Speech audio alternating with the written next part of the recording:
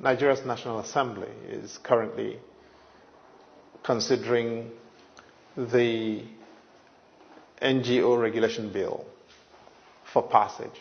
It has gone through the first reading, it's gone through second reading, it's now in committee stage, and later this month, the Committee on NGOs in the House of Representatives in Abuja will be holding a public hearing on the bill.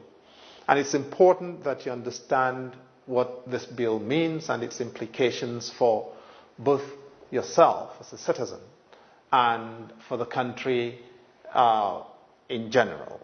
And let me be clear. This is the most dangerous piece of legislation that has come for consideration in the National Assembly since the return to civil rule in 1999. It covers the activities of every entity and everybody that is not government.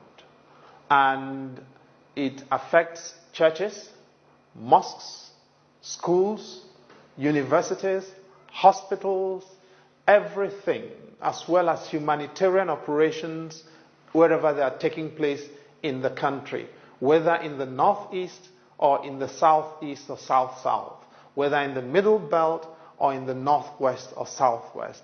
It is totalitarian in its consequences. Now, what does the bill require? Basically, all resources, all funds, everything that are collected or liable to be collected and made available to service communities, individuals in need in this country will be subject to Abuja. Before you can raise funds in your church and your mosque, you have to get Abuja's permission. After you've raised the money, you have to return them to Abuja for Abuja to tell you what to do with them. And when you've done that, only Abuja can help you to do your audits.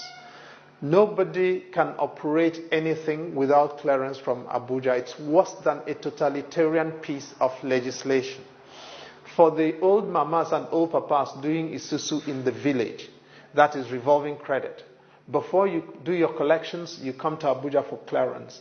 After you've done your collections, before you share the money or rotate the collections amongst the beneficiaries, you come to Abuja for clearance. Ahmadiyya movement will have to come to Abuja for clearance.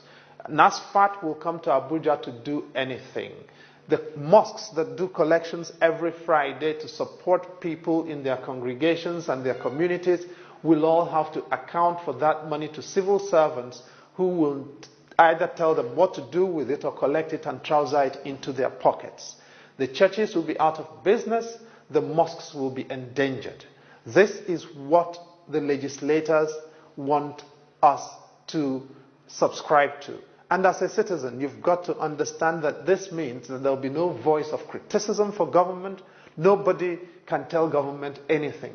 What this body proposes to do, what government is proposing with this bill, is that after it has been passed, everybody organizing in Nigeria under any form, students, All Students Association, Reverend sisters in convents, Reverend fathers and pastors, wherever they may be, imams, alfas, and everybody, you will have to apply to Abuja for them to register you to operate.